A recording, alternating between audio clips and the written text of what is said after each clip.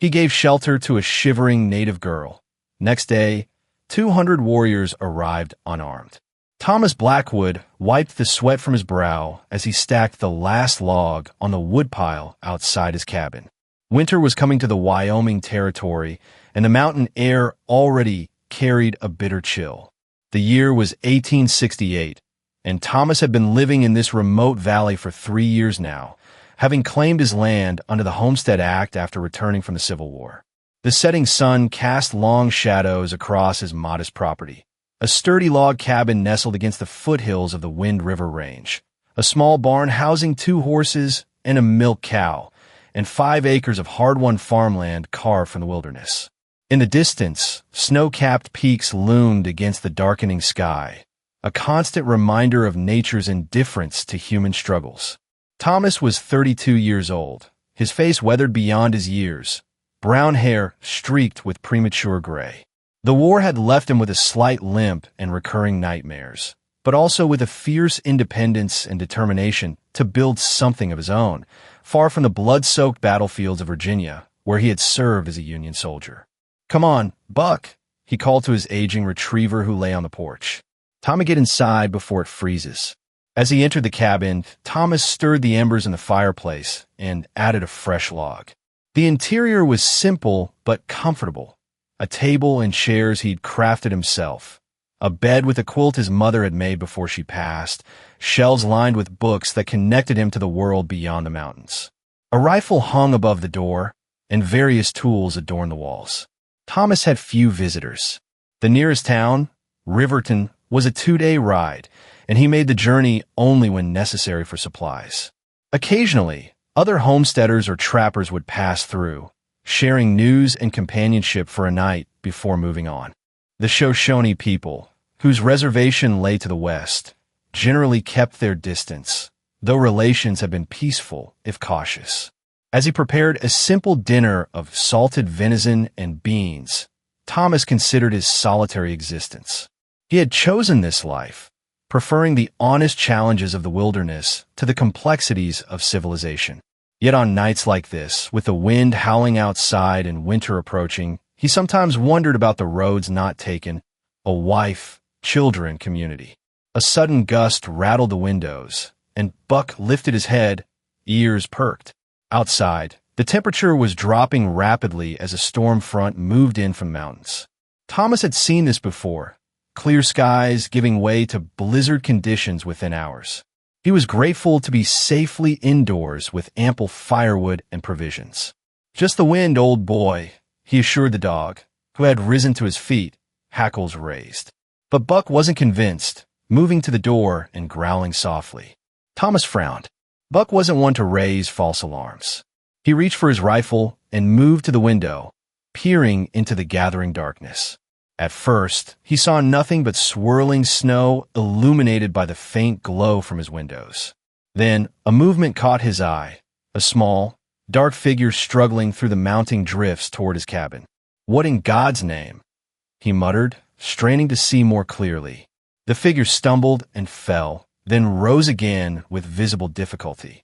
Thomas grabbed his coat and lantern, checked that his knife was in his belt, and opened the door, letting in a blast of frigid air.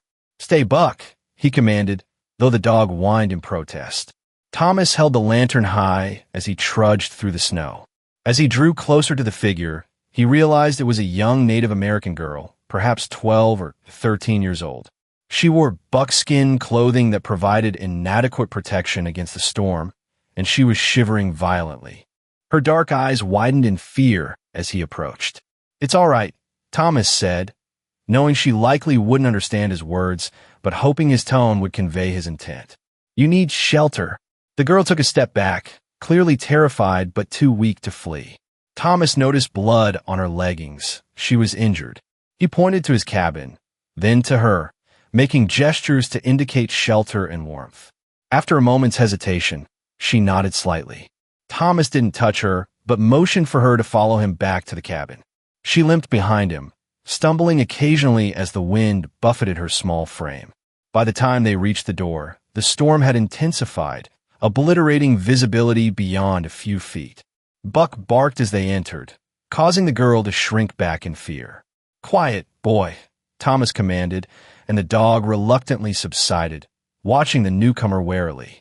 In the warm light of the cabin, Thomas got his first good look at the girl. She was thin but not emaciated, with long black hair partially braided with small beads that marked her as Shoshone. Her face was scratched, and she favored her right leg. Most concerning was her temperature. Her lips were blue with cold, and she couldn't stop shivering. Thomas pointed to the chair nearest the fire. "Sit," he said, miming the action. The girl understood and moved cautiously to the chair, keeping her eyes on him and the dog. Thomas retrieved a blanket from his bed and offered it to her. She took it with trembling hands and wrapped it around herself. He then poured a cup of coffee from the pot kept warm on the stove and added a generous spoonful of precious sugar before placing it on the table beside her. "Drink," he said, miming again. "It will warm you." The girl sniffed the coffee suspiciously before taking a tentative sip. Her eyes widened slightly at the sweetness, and she took another, longer drink. Thomas moved slowly, trying not to frighten her, as he ladled some stew into a bowl and placed it beside the coffee with a spoon. The girl watched him carefully, but made no move toward the food. Thomas took a spoonful of the stew himself and ate it, then gestured for her to do the same. "It's safe," he said. "You need to eat." After a moment's hesitation, hunger won out, and the girl began to eat quickly, as if afraid the food might be taken away. Thomas sat at the opposite end of the table, considering his unexpected guest and the complications her presence created. What was a Shoshone child doing alone in a blizzard miles from the reservation? Was she running from something or someone? And what would happen when whoever she belonged to came looking for her? The girl finished her stew and looked up, meeting his gaze for the first time. Her eyes held a mixture of wariness and gratitude. Thomas pointed to himself. "Thomas," he said clearly. The girl watched him for a long moment before responding. "Ahote," she said softly, touching her chest. Thomas nodded. "Ahote," he repeated. It was a beginning. Outside, the storm raged on, isolating the cabin in a world of swirling white. Whatever circumstances had brought this child to his door would have to wait until morning. For now, she was safe, warm, and fed, and Thomas had unexpectedly found himself responsible for more than just his own survival. Dawn broke with painful brightness, sunlight reflecting off the pristine snow that had transformed the landscape overnight. Thomas had slept fitfully in his chair, unwilling to leave the girl alone with his bed. Ahote had eventually curled up beneath her blanket near the fire, with Buck keeping a watchful eye from his place on the rug. Thomas rose quietly, adding wood to the rekindled fire before moving to the window. The storm had passed, leaving behind nearly 2 feet of fresh snow and skies of perfect blue. He would need to dig out the path to the barn to tend to the animals, but otherwise, they were effectively stranded until some of the snow melted, which could take days in the November chill. A soft sound made him turn. Ahote was awake, watching him with the same cautious expression as the night before. "Good morning," Thomas said, keeping his voice gentle. He gestured to the fire. "Warm?" The girl nodded slightly, though she remained bundled in the blanket. In the daylight, Thomas could see that her face bore signs of recent exposure. Wind-chapped cheeks and a small cut across her forehead. Her clothing, now dried, was worn but of good quality, decorated with careful beadwork. Thomas prepared a simple breakfast of cornmeal mush with dried apples and cinnamon, one of his few luxuries from his last trip to town. As they ate, he occasionally pointed to objects around the cabin, naming them in English. Ahote would listen, sometimes repeating the word, sometimes offering the Shoshone equivalent. "Cup," Thomas would say. "Hookwe," Ahote would respond, then carefully pronounce, "cup." They continued this impromptu language lesson through breakfast. Thomas learned that Oa meant storm, Nama was friend, and Kutsu referred to buffalo. It was a primitive form of communication, but it created a thin bridge between their worlds. After breakfast, Thomas mimed that he needed to go outside to the barn. Ahote nodded, seeming content to remain by the fire with Buck, who had gradually accepted her presence. Thomas donned his heavy coat and boots and began the laborious process of clearing a path through the deep snow. The physical exertion gave him time to think. The girl's clothing and demeanor suggested she came from a caring family or band. She wasn't neglected or abused, which meant someone would be looking for her. The Shoshone were generally peaceful with settlers in this region, especially since the signing of the Fort Bridger Treaty last year, but a missing child could easily inflame tensions. Thomas had just finished tending to the animals when he noticed Apache standing in the doorway of the cabin, watching him. She had put on her dried buckskin dress and moccasins, but kept the blanket around her shoulders. She pointed to the east, then to herself, clearly indicating she needed to go in that direction. Thomas shook his head and gestured to the deep snow all around them. "Too much snow," he said. "Dangerous." Apache's face fell, but she seemed to understand the practical reality. She pointed again to the east and held up 2 fingers, then made a sleeping motion. "Two sleeps?" Thomas asked, mimicking her gestures. "You need to go home in 2 days?" Apache nodded vigorously, seeming pleased that he understood. Thomas considered this. If the weather held warm, enough snow might melt in 2 days to make travel possible, though still difficult. But the girl's injured leg concerned him. He had noticed her pronounced limp when she came to the door. He pointed to her leg. "Hurt." Apache hesitated, then nodded, pulling up her dress slightly to reveal a long, shallow cut along her calf. It wasn't life-threatening, but it was clearly painful and could easily become infected. Thomas motioned for her to come back inside. Once there, he retrieved a small wooden box from a shelf, his medical supplies, remnants of his army days. With gestures and reassuring words, he indicated that he wanted to clean and bandage her wound. Apache watched warily as he prepared a basin of warm water.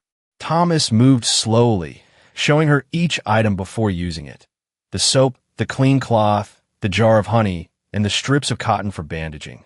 He had learned basic field medicine during the war, enough to know that honey helped prevent infection.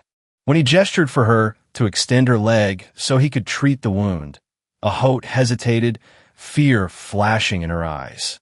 Thomas paused, then took the cloth and soap and cleaned a small cut on his own hand, then applied a dab of honey to it. "Medicine," he said. "Good medicine." Apache studied him, then slowly extended her injured leg. Thomas worked carefully, cleaning the wound with gentle motions. The girl winced, but didn't pull away. When he applied the honey, her eyes widened in surprise, and she gave him a questioning look.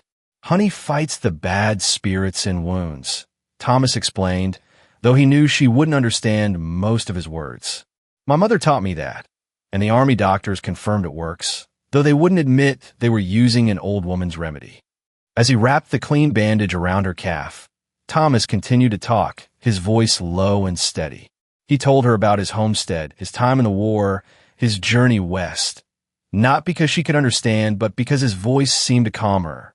When he finished, Apache examined his handiwork, then looked up at him with the first genuine smile he'd seen from her. "Thank you," she said carefully in English. Surprised, Thomas smiled back. "You're welcome," he replied slowly. Apache pointed to the bookshelf. "Words?" she asked. Thomas retrieved a book, a collection of Shakespeare's works that had been his father's. He opened it to show her the pages filled with text and illustrations. Apache traced the letters with her finger, fascination evident on her face. She pointed to the book, then to herself. "You want me to read to you?" Thomas asked. Apache nodded eagerly. Thomas settled into his chair, and after a moment's hesitation, Apache perched on the floor near his feet, looking up expectantly.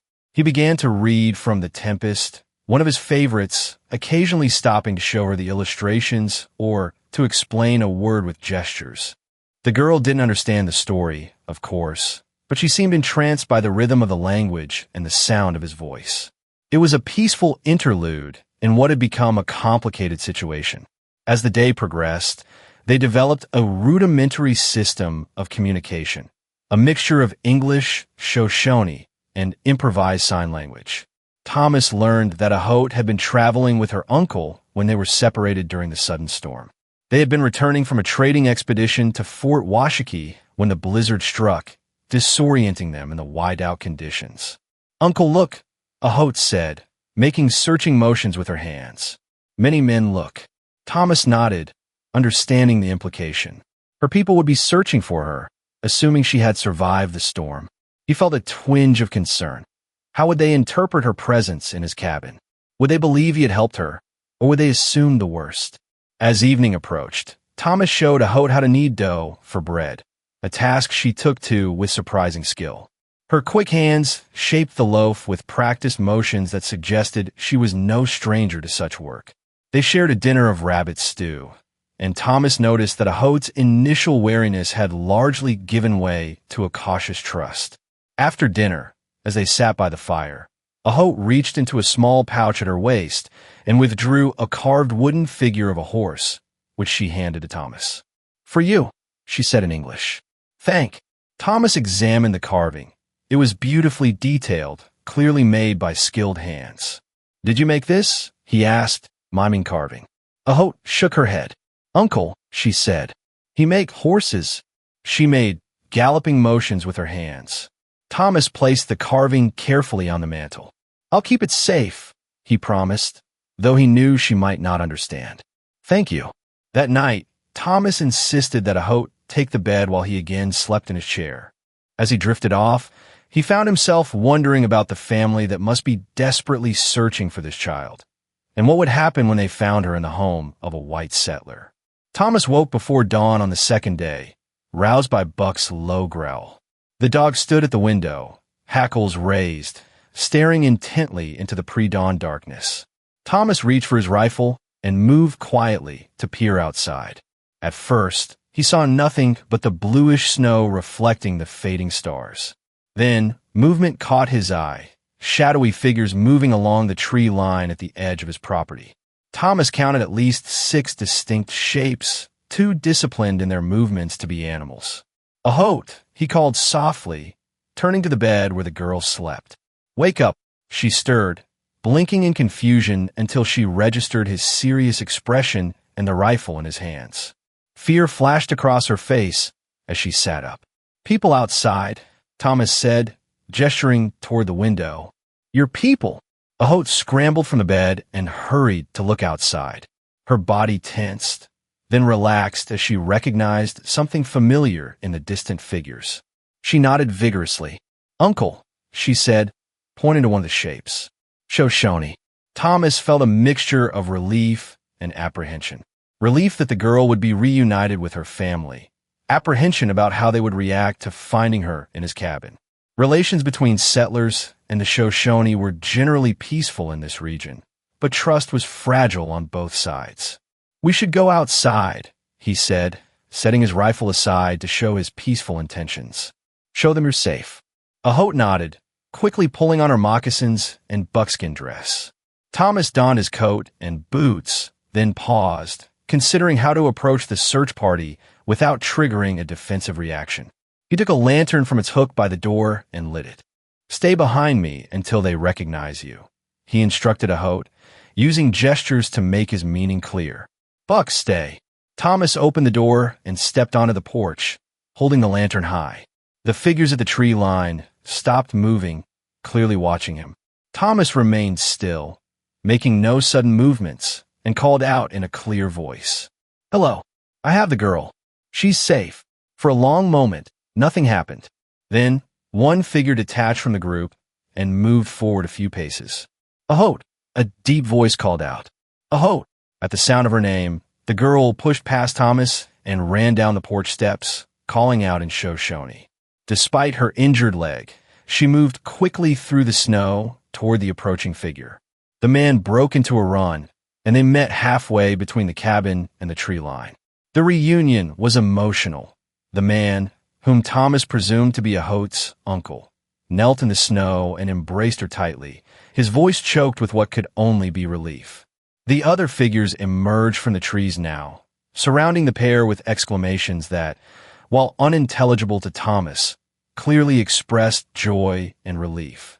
Thomas remained on the porch, the lantern held high, waiting. After a few minutes of animated conversation, during which Ahote gestured repeatedly toward the cabin, the uncle stood and approached Thomas. He was a tall man with a weathered face and graying hair tied back with a leather thong. He wore traditional buckskin clothing beneath a heavy wool coat that appeared to be of army issue. The man stopped at the foot of the porch steps and studied Thomas carefully before speaking. "I am Gray Wolf," he said in accented but clear English. "Ahote is my brother's daughter. She says you gave her shelter from the storm and treated her well." Thomas nodded. "Thomas Blackwood," he replied. "She arrived during the blizzard 2 nights ago. I couldn't turn her away." Gray Wolf continued to assess him, his dark eyes revealing nothing of his thoughts. Many white men would have done differently. "I'm not many men," Thomas said simply. "Just one who knows what it is to be lost in a storm." A hint of a smile touched Gray Wolf's lips. "Ahote says you speak with the spirits and marks on paper." Thomas realized the girl had been describing his reading. "Books," he explained. "Stories written down." Gray Wolf nodded. "She is a curious child, always asking questions about the white man's ways." He glanced back at the group still clustered around Ahote. "We have been searching since the storm passed. Many feared she was lost to the snow spirits." "She's strong," Thomas said, "and smart. She was trying to tell me where to find your camp, but the snow was too deep for safe travel." "Our winter camp is 2 valleys east," Gray Wolf confirmed.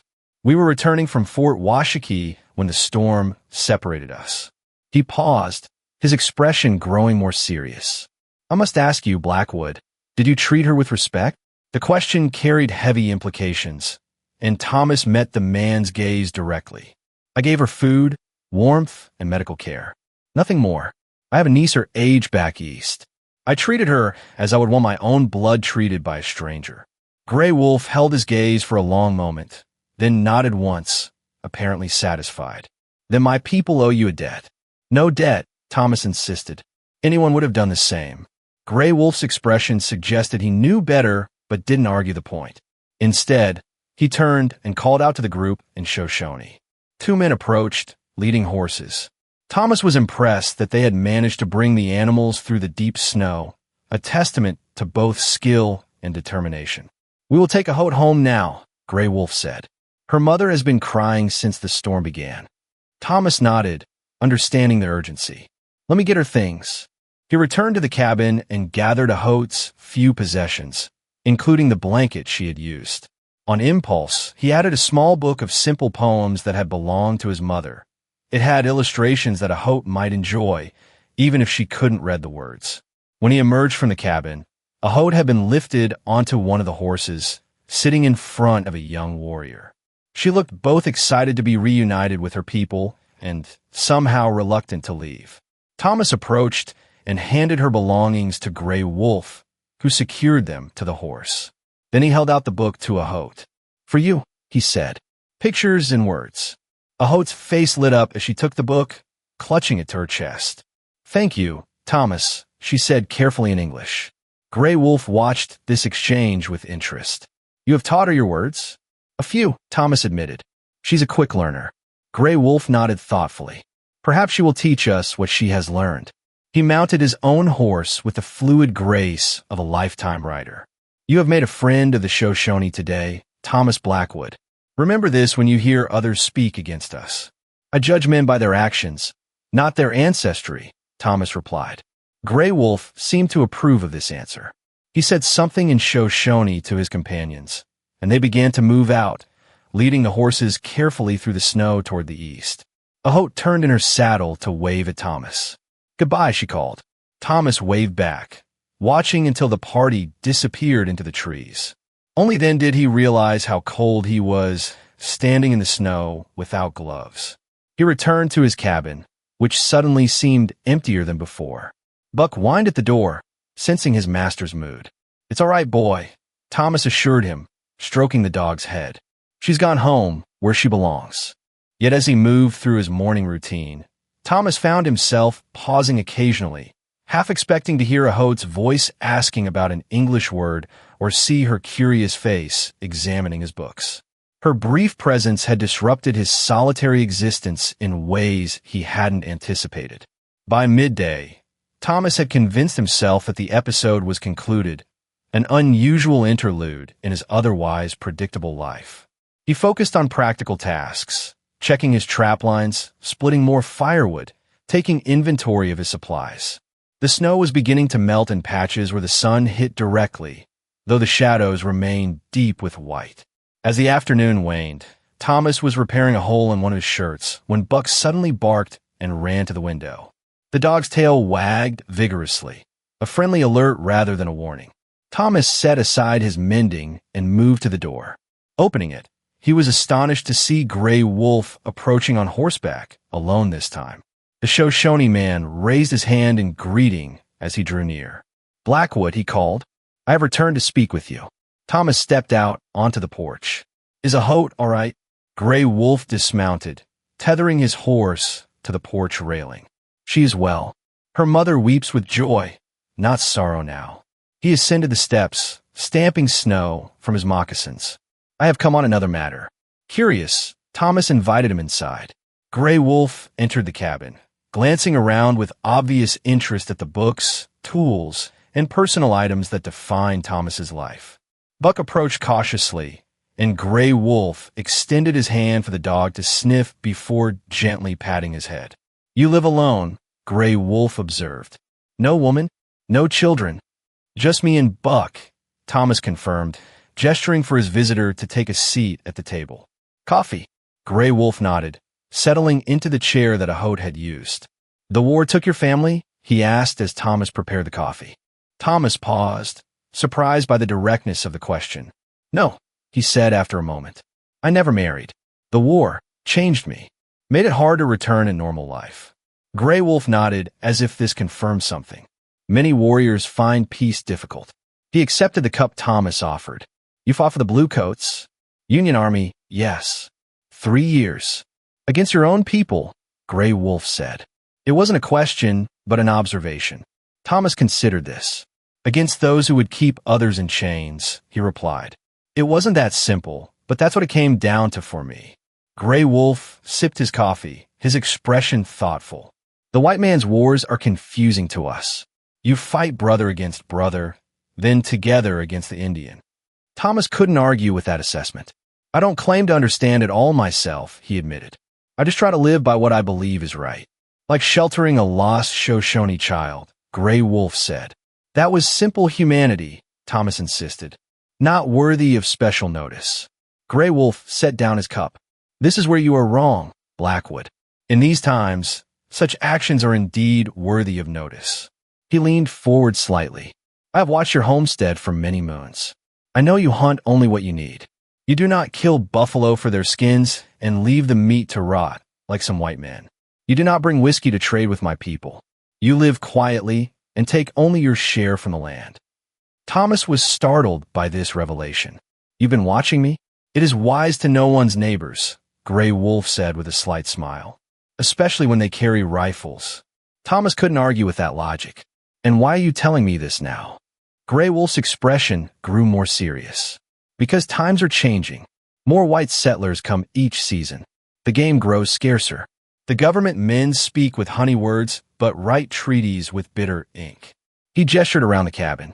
"Men like you, who see Indians as people, not as animals or obstacles, are rare." Thomas absorbed this, sensing that Gray Wolf was leading to something significant. "What is it you want from me?" "Not from you," Gray Wolf corrected. "For you." He reached into a pouch at his waist and withdrew a small object wrapped in soft deerskin. "The council has discussed your kindness to a Hote. We have decided to offer you something." He unwrapped the object, revealing a circular amulet made of polished stone with symbols carved around its edge. A leather thong was threaded through a hole at the top. "This is a token of friendship," Gray Wolf explained, holding it out. "It marks you as one who has earned the respect of the Eastern Shoshone. If you wear this, any of my people will know you are to be treated as a friend." Thomas hesitated, recognizing the significance of such a gift. "I'm honored," he said finally, accepting the amulet. "But I didn't help a Hote to gain favor with your people." "This we know," Gray Wolf said. "It is why the token is offered." He watched as Thomas examined the carvings. "Those marks tell the story of a stranger who sheltered one of our children and asked nothing in return. A simple story, but important in these times." Thomas carefully placed the leather thong around his neck, letting the amulet rest against his chest. "Thank you. I'll wear it with respect." Grey Wolf nodded, apparently satisfied. "There's one more thing." He hesitated, seeming to choose his words carefully. "My people wish to trade with you directly, without going to the fort or the town. You have skills we value, your medicine, your knowledge of metalworking. We have furs, meat, crafts that would serve you well through the winter." Thomas considered the proposal. Direct trade with the Shoshone could indeed be beneficial for him, providing goods he would otherwise have to travel to town to obtain. But there were complications.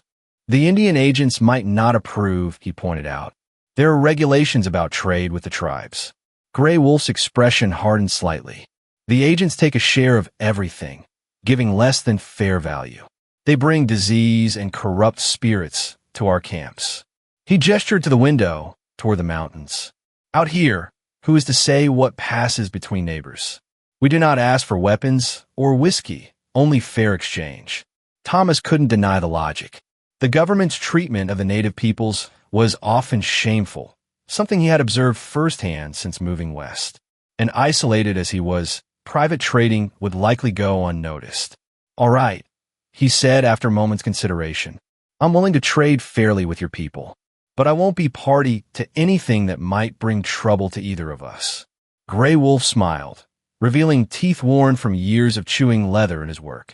Spoken like a cautious man. "This is good." He extended his hand in the white man's gesture of agreement. "We have a deal, Thomas Blackwood." Thomas shook the offered hand, feeling as though he had just crossed some invisible boundary, becoming neither fully part of the white world nor the Shoshones, but somewhere in between. "When will your people come to trade?" he asked. Grey Wolf rose from his chair. "With the next full moon, if the weather holds. Prepare your goods, and we will bring ours." He moved toward the door, then paused. "Ahote asks if she may visit sometimes to learn more of your talking marks. Her mother says this is acceptable if you agree." Thomas was surprised by the request, but found himself smiling. "She's welcome any time, with proper escort, of course." Grey Wolf nodded. "It is good for the young to build bridges that the old have burned." He opened the door, letting in a gust of cold air. "Until the full moon, Blackwood."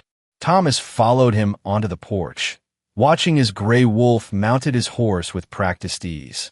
"One question," Thomas called as the Shoshone prepared to depart. "Why me?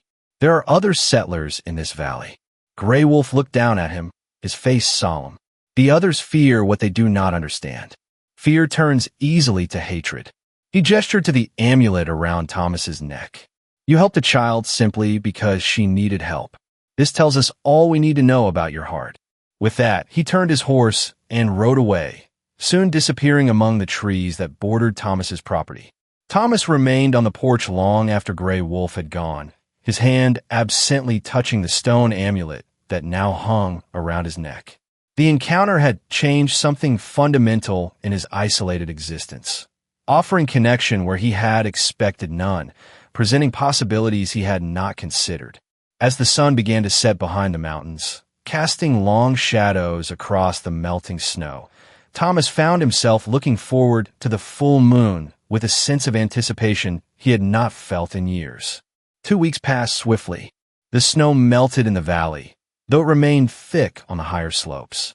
Thomas spent the time preparing for the promised trading visit, taking inventory of items he could spare, making a list of things he needed, and producing additional goods that might be valuable to the Shoshone. He repaired tools, crafted several knives from scrap metal, and prepared medicines using both army techniques and folk remedies his mother had taught him. The night of the full moon arrived clear and cold. Thomas had spent the day in nervous preparation, cleaning his cabin and yard, setting up a large table outside for displaying trade goods, and preparing a substantial pot of stew that could feed many visitors. As darkness fell, he lit lanterns around the clearing and built a large bonfire near the trading table. Buck sensed his anticipation, pacing restlessly by the window. "They'll come, boy," Thomas assured him, though he was beginning to wonder himself. Perhaps he had misunderstood Grey Wolf, or perhaps something had happened to prevent the meeting. Then, just as the moon rose above the eastern ridge, Buck barked and ran to the door. Thomas stepped onto the porch and was astonished by what he saw. A long line of people emerged from the trees. Not just a small trading party as he had expected, but what appeared to be most of Grey Wolf's band.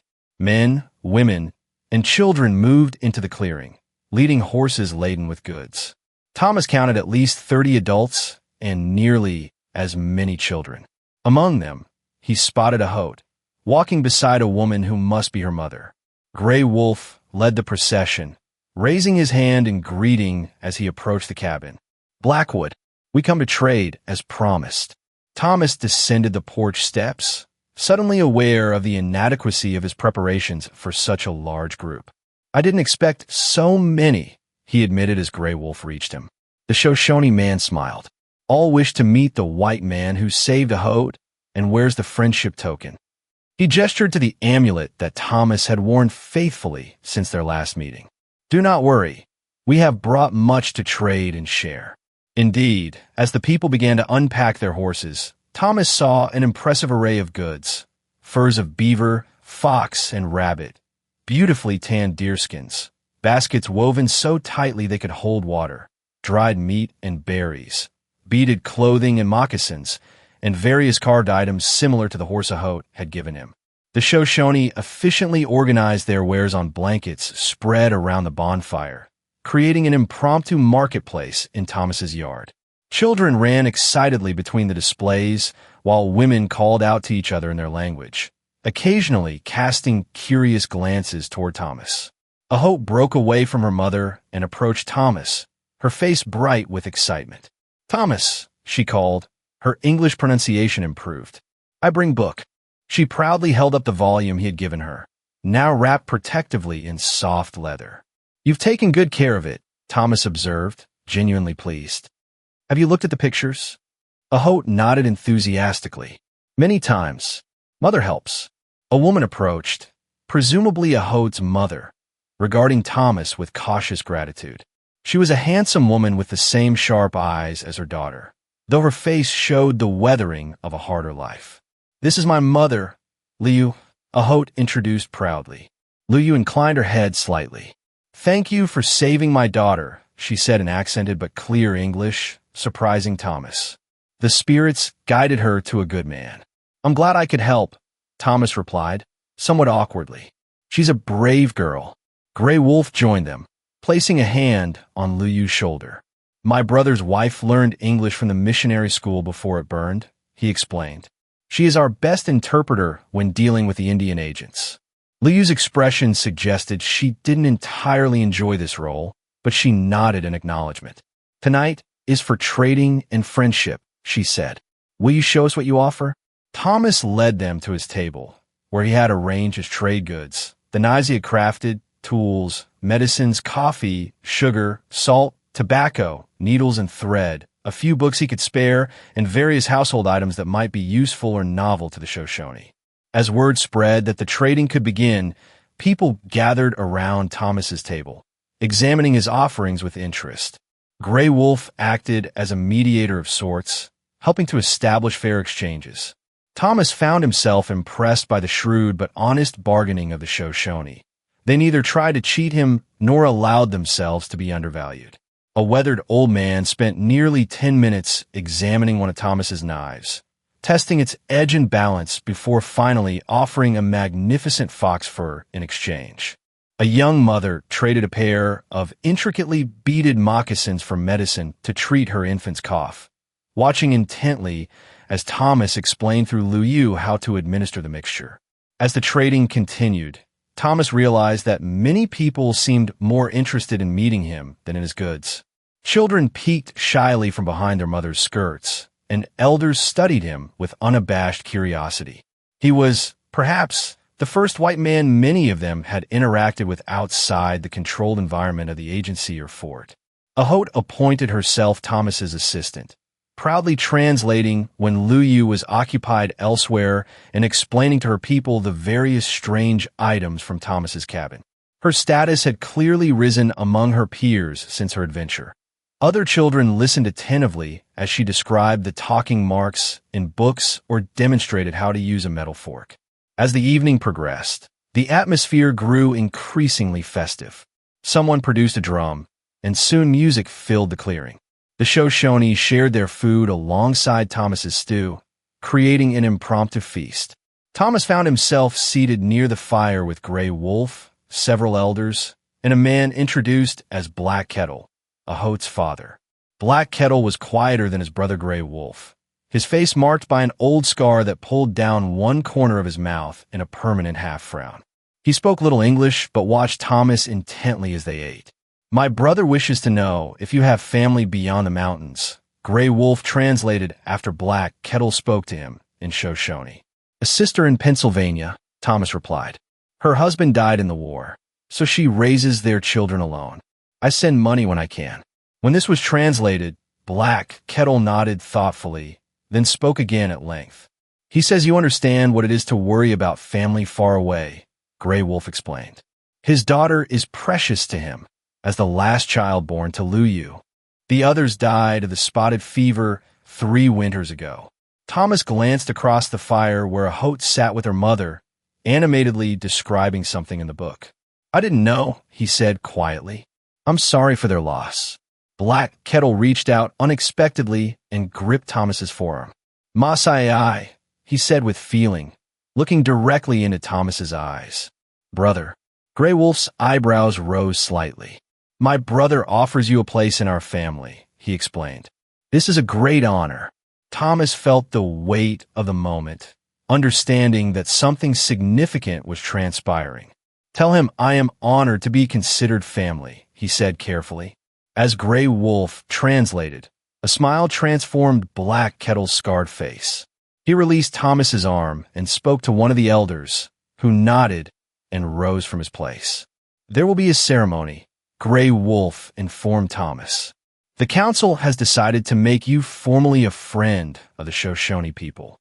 This has not happened to a white man in my lifetime." Before Thomas could respond, the elder returned with a small group of men, including one wearing an elaborate headdress whom Gray Wolf identified as their chief, Morningstar. The drum rhythm changed, and conversations around the fire quieted as people turned their attention to what was happening. Morningstar stepped forward, his lined face solemn in the firelight. Though elderly, he stood straight and proud as he addressed the gathering in Shoshone. Gray Wolf translated in a low voice for Thomas. Morningstar speaks of the changing times. He says that for many years, the white man and the Shoshone have watched each other with suspicion. Blood has been spilled on both sides. But he says that to survive the coming winters, both the literal cold and the cold times ahead for our people, we must find those among the settlers who see with clear eyes and open hearts. The chief continued, gesturing toward Thomas. He says that when you sheltered Ahot and asked nothing in return, you proved yourself such a man. The council has voted to offer you formal friendship with our band. Morningstar beckoned Thomas to stand, then spoke directly to him, his voice carrying across the now silent clearing. Will you, Thomas Blackwood, pledge to deal honestly with the Shoshone people, to respect our ways, and to stand as a bridge between our worlds? Gray Wolf translated. Thomas felt the weight of every eye upon him. This was no small matter. He was being asked to take a position that might put him at odds with other settlers, perhaps even with government officials if conflict arose. Yet looking around at the faces illuminated by firelight, Ahot's excitement, Black Kettle's solemn approval, Gray Wolf's careful assessment, he knew his answer. I will, Thomas said clearly. Morningstar nodded and presented Thomas with a beautifully crafted pipe, its wooden stem carved with symbols similar to those on his amulet. This is the pipe of friendship, Gray Wolf explained. It will be smoked to seal your bond with our people. What followed was a ceremony both solemn and joyful. The pipe was lit with an ember from the fire and passed among the council members before being offered to Thomas.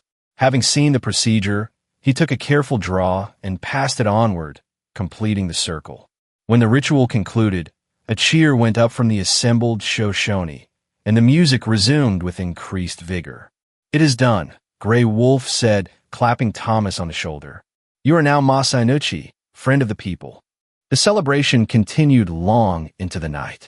Thomas found himself drawn into dances he didn't know, but attempted with good humor, much to the delight of the children. He listened to stories translated by Lu Yu, shared coffee with the elders, and watched in amazement as young men performed feats of horsemanship in the moonlight. It was well past midnight when the gathering began to disperse. Families collected their remaining goods and the items they had traded for, preparing to return to their winter camp. Thomas stood by the dying bonfire with Gray Wolf, Black Kettle, and their families, a sense of contented exhaustion settling over him.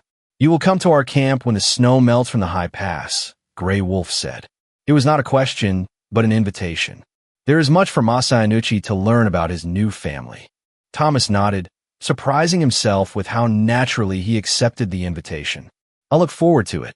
Ahote, fighting sleep but determined to say goodbye, approached with her book clutched to her chest. "I practice words," she promised. "Next time, I read to you." Thomas smiled. "I'll hold you to that promise." As the last of the Shoshone departed, disappearing into the darkness beyond the reach of Thomas's lanterns, he remained on his porch, watching until the final torch vanished among the trees. Buck leaned against his leg, sensing his thoughtful mood. The night's events had irrevocably altered his place in the valley. No longer was he simply a solitary homesteader, a man apart from both the white settlements and the native inhabitants. He had been drawn into a web of relationships and responsibilities that both complicated his life and enriched it immeasurably. As he finally turned to enter his cabin, Thomas caught sight of the stone amulet hanging at his chest, gleaming in the last light from the dying fire. A bridge between worlds, Morningstar called him. It was a role he had never sought, but now found himself embracing with unexpected hope.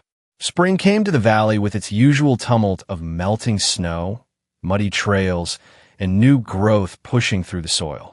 Thomas had spent the winter months busier than any since his arrival in the territory. True to Gray Wolf's prediction, small groups of Shoshone visited regularly to trade, often staying for meals and conversation. Thomas's cabin became an unofficial halfway point between the reservation and the settlements, a neutral ground where business could be conducted without the oversight of government agents. Thomas found himself adapting to his new role with surprising ease. He learned enough Shoshone to hold basic conversations, while several of his frequent visitors improved their English through the informal lessons he offered. Ahote visited whenever her parents came to trade, her progress with reading remarkable given the limited instruction. She had graduated from simple picture books to basic primers, sounding out words with determined concentration. The economic benefits of the arrangement were substantial for Thomas. His cellar was well stocked with preserved foods, his woodpile more than adequate, and he had accumulated an impressive collection of furs and crafts that would fetch good prices in town when he eventually made the journey. More importantly, he had found a sense of community that had been lacking in his isolated existence. As the high mountain pass cleared of snow, Thomas prepared for his promised visit to the Shoshone camp. He selected gifts for Black Kettle's family and the tribal elders, secured his homestead for a week-long absence, and arranged for a neighboring settler to check on his livestock.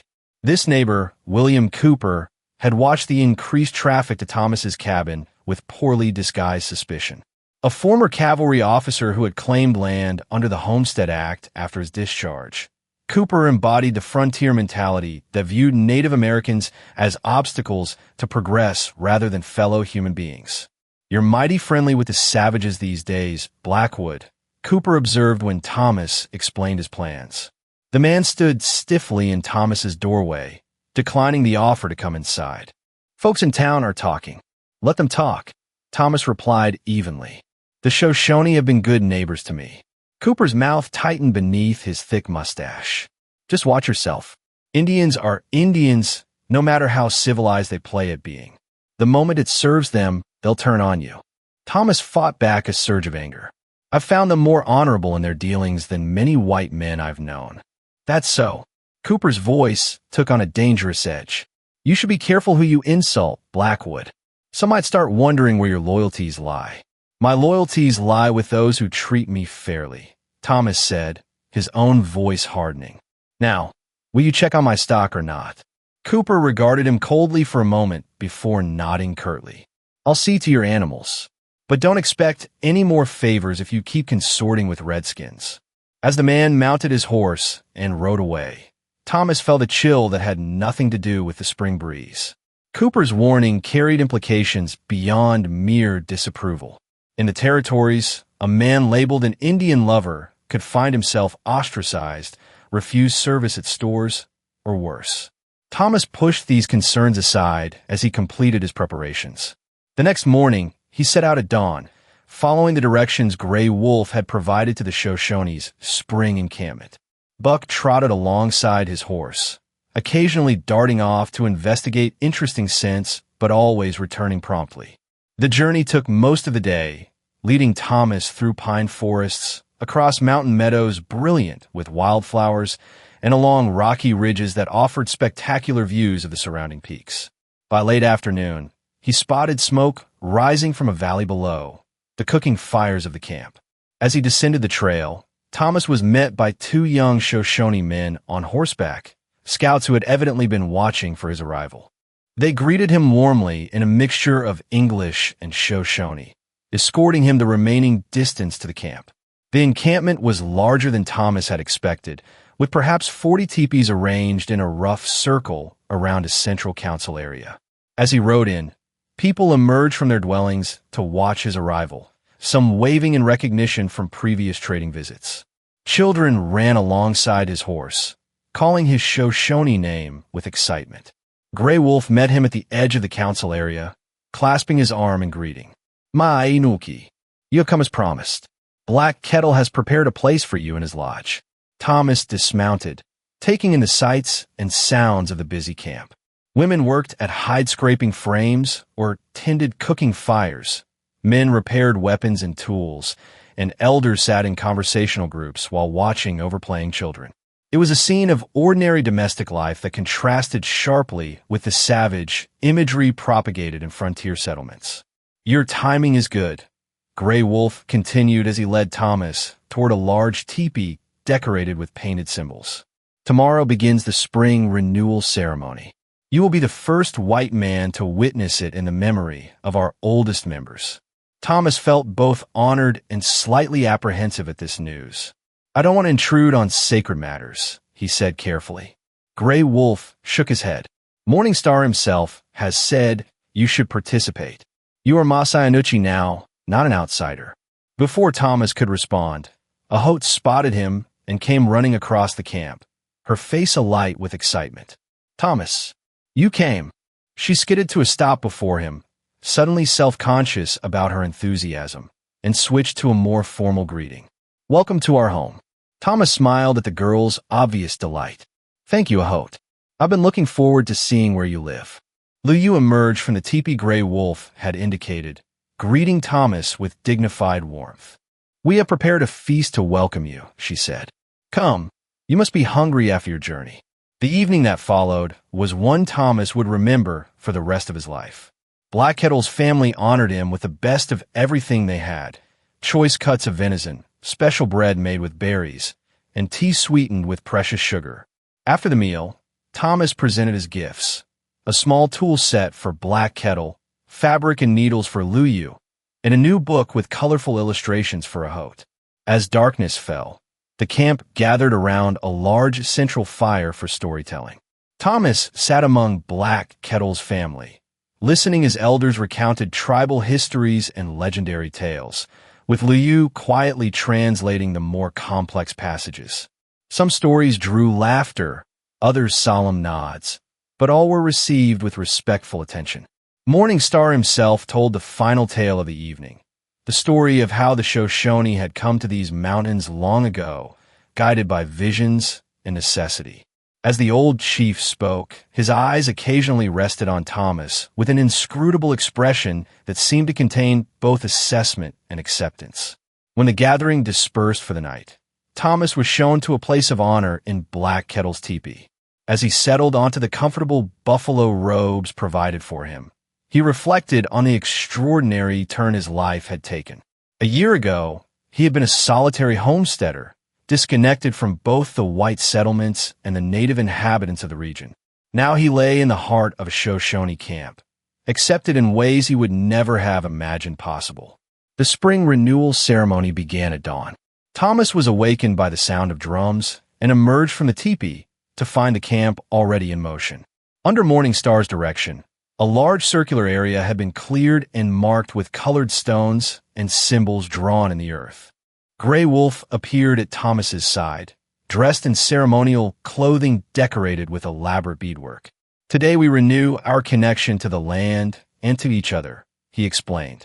"There will be dancing, prayers, and the renewal of vows ceremony for all adults of the tribe." Throughout the morning, Thomas observed with respectful attention as various rituals unfolded. Men performed a buffalo dance, mimicking the movements of the great beast that had once been central to Shoshone survival.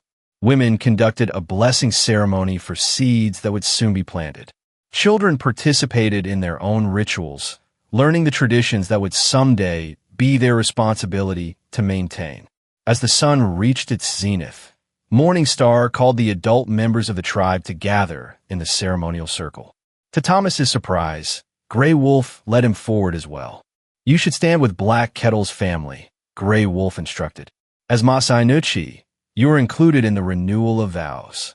Thomas took his place somewhat awkwardly, aware of curious glances from some tribal members who were less familiar with him. Black Kettle, however, nodded in solemn approval, and Liu gave him a reassuring smile. Morning Star began to speak, his voice carrying clearly across the hushed gathering. Though Thomas couldn't understand all the words, the ceremonial cadence transcended language barriers. Each adult repeated phrases after the chief, apparently reaffirming commitments to the tribe, the land, and their spiritual beliefs. When it came time for Thomas to participate, Liu whispered translations, allowing him to respond appropriately. The vows, as she explained them, were promises to live honorably, to protect the weak, to share with those in need, and to preserve the ways of the people. Universal values that Thomas could embrace without reservation. As the ceremony concluded, Morning Star approached Thomas directly. The old chief studied him for a long moment before speaking in his own language, with Gray Wolf translating. Morning Star says that in the time of his grandfather's grandfather, it was foretold that a stranger would come who would stand between the Shoshone and the coming storm. For many years, this was believed to refer to Washakie, our great chief who made peace with the white government. But Morning Star has dreamed that another fulfillment of this prophecy is at hand. Thomas shifted uncomfortably under the chief's penetrating gaze. "I'm just one man," he said quietly. "I don't know what storms might be coming." Morning Star spoke again, his weathered hand coming to rest on Thomas's shoulder. "He says that sometimes one man in the right place can divert a river," Gray Wolf translated. "The shape of your heart matters more than the strength of your arm." Before Thomas could respond to this cryptic statement, a commotion at the edge of the camp drew everyone's attention. A Shoshone rider galloped into the ceremonial area, his horse lathered from hard riding. The man called out urgently in Shoshone, causing an immediate reaction among the tribal members. Gray Wolf's expression darkened as he listened. "Soldiers," he translated grimly for Thomas. "A patrol from Fort Washakie is approaching the camp. They're led by a cavalry officer named Cooper." Thomas felt a cold knot form in his stomach. "William Cooper? My neighbor." Gray Wolf nodded. "The scout says they're asking for you by name." The peaceful ceremony dissolved into urgent activity. Women hurried children back to the teepees, men gathered weapons, and the elders convened quickly around Morning Star. "Why would Cooper bring soldiers here?" Thomas asked, though he feared he already knew the answer. Gray Wolf's expression was grim. "Your neighbor has told the fort commander that you have been taken captive by hostiles. They come to rescue you with 20 armed men." Thomas swore under his breath. Cooper had deliberately twisted his visit into a pretense for military intervention, a dangerous provocation that could easily turn violent. "I need to meet them before they reach the camp," Thomas said urgently. "If they see me free and unharmed, Cooper's story falls apart." Gray Wolf nodded in agreement. "I will come with you. Black Kettle and our warriors will remain visible but at a distance, enough to protect the camp if necessary, but not so close as to appear threatening. As Thomas hurried to saddle his horse, a Haute approached him, her young face tight with worry. "Bad soldiers come?" she asked in English. Thomas knelt to her level. "Not bad, just mistaken," he assured her, though he wasn't entirely convinced of this himself. "I'm going to explain the truth to them. Everything will be fine." A Haute's expression suggested she wasn't fooled by his optimism, but she nodded bravely. "Be careful, Thomas." Minutes later, Thomas and Grey Wolf rode out to intercept the approaching patrol, accompanied by 4 Shoshone men who had observed from a ridge but not engaged directly. They hadn't traveled far when they spotted dust rising from the trail below, the approaching cavalry. Thomas and Grey Wolf positioned themselves in plain view on the trail, their horses standing calmly, presenting as peaceful an image as possible. Thomas removed his hat and held it high so he would be clearly recognizable at a distance. The patrol soon came into view, 20 cavalrymen in formation, led by a lieutenant Thomas didn't recognize, and, riding alongside him, William Cooper in his old cavalry uniform, evidently serving as a guide. Thomas felt a surge of anger at the man's deliberate troublemaking, but forced himself to remain outwardly calm. The soldiers slowed as they spotted the 2 riders ahead. The lieutenant raised his hand, halting the patrol, then advanced cautiously with Cooper and 2 soldiers. "Thomas Blackwood?" the lieutenant called as they drew near. "That's me," Thomas confirmed, keeping his voice steady and friendly. "And you are?" "Lieutenant James Hollister, United States Cavalry. We've come in response to reports that you were being held against your will by hostiles." The young officer's eyes darted nervously to Grey Wolf, then back to Thomas. Cooper scowled at the peaceful scene before him, clearly disappointed that his narrative was already unraveling. "Blackwood, you need to come with us immediately. These savages have clearly intimidated you." Thomas ignored Cooper, addressing the lieutenant directly. "As you can see, sir, I'm here of my own free will as a guest of the Eastern Shoshone. There's been a misunderstanding." Lieutenant Hollister looked uncertain, glancing between Thomas, Grey Wolf, and Cooper. "Mr. Cooper was quite insistent that you were in danger, Mr. Blackwood. He said these Indians had been seen forcibly taking you from your homestead." "That's a lie," Thomas said flatly, fixing Cooper with a hard stare. "I arranged with Mr. Cooper himself to watch my livestock while I visited friends here. He knew exactly where I was going and why." Cooper's face flushed with anger. "You've gone native, Blackwood, living with Indians, dressing like them, betraying your own kind. The whole territory's talking about it." Grey Wolf remained impressively calm beside Thomas, his dignity in stark contrast to Cooper's agitation. "Lieutenant," he said in clear English, surprising the officer, "I am Grey Wolf, brother of Chief Black Kettle. We have peace with the government under the Fort Bridger Treaty. Thomas Blackwood is our honored guest, participating in our spring ceremonies by invitation." Lieutenant Hollister looked increasingly uncomfortable with the situation. Young and relatively inexperienced, he had clearly not expected to find a reported hostage freely associating with his supposed captors. "Mr. Cooper," the lieutenant said stiffly, "it appears you've misrepresented the situation." Cooper wasn't ready to back down. "You can't trust anything an Indian says, Lieutenant. And Blackwood here has been compromised. Who knows what they promised him? Women? Land? They're trying to undermine the territory from within." Thomas felt his temper rising, but kept his voice level. "Lieutenant Hollister, I served 3 years with the Union Army during the war. I'm a legitimate homesteader with government papers for my land. I trade fairly with the Shoshone because they're good neighbors and honest people. There's no conspiracy here except the one Mr. Cooper has invented." The lieutenant studied Thomas for a long moment, then nodded slowly. "I believe you, Mr. Blackwood. However, I'll need to report this situation to my commanding officer." He turned to Cooper. "Mr. Cooper, you've led us on a false mission that could have resulted in unnecessary conflict. The Army takes a dim view of such actions." Cooper's face contorted with rage. "You're making a mistake, Lieutenant. These savages have killed settlers before, and they'll do it again. Men like Blackwood make it easier for them to get close enough to strike." "That's enough, Mr. Cooper," Hollister said sharply.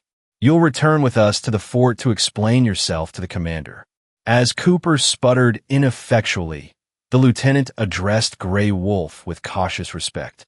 Please convey my apologies to your chief for this intrusion.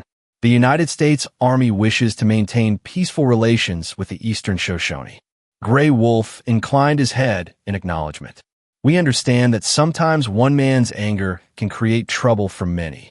We hold no ill will toward you or your soldiers, Lieutenant. Hollister seemed relieved by this response. He turned back to Thomas. Will you be returning to your homestead soon, Mr. Blackwood? In a few days, Thomas confirmed.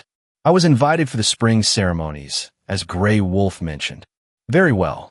The lieutenant nodded. Safe travels when you do. And perhaps it would be wise to choose your neighbors more carefully in the future. With that, he turned his horse and signaled to his men to prepare to depart. Cooper, however, wasn't finished.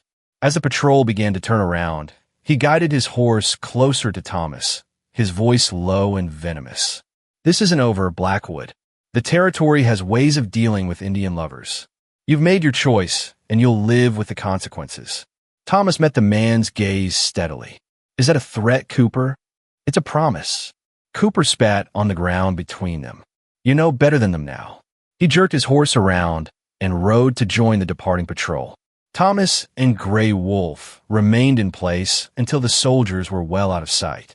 Only then did Thomas release the tension he'd been holding, his shoulders sagging slightly. That could have gone much worse, he observed. Gray Wolf nodded gravely. Cooper is a dangerous man, not because he is strong, but because he is weak and filled with hatred. Such men will burn down their own lodges if they believe their enemies might also be caught in the flames. I'm sorry to have brought this trouble to your people, Thomas said. You did not bring it, Gray Wolf corrected him. It was already here, waiting. Cooper merely gave it a face and a voice. He turned his horse back toward the camp. Gulme, the ceremonies must continue, and tonight the council will need to discuss what has happened. As they rode back, Thomas reflected on Morningstar's words about standing between the Shoshone and the coming storm. Perhaps this confrontation was just the beginning of what the old chief had foreseen. If so, Thomas had indeed placed himself in a precarious position, caught between two worlds, fully belonging to neither. Yet as they crested the ridge and the Shoshone camp came into view below, with smoke rising peacefully from cooking fires and children once again playing in the central area, Thomas felt a certainty that he had chosen the right path, regardless of the difficulties it might bring. His life had been empty before a host stumbled into it that snowy night, a solitary existence defined more by what he was running from than what he was building. Now, for better or worse, he had found a purpose and a community worth defending. Whatever storms might be gathering on the horizon, Thomas Blackwood would meet them standing alongside his adopted family, his place chosen and his path clear at last.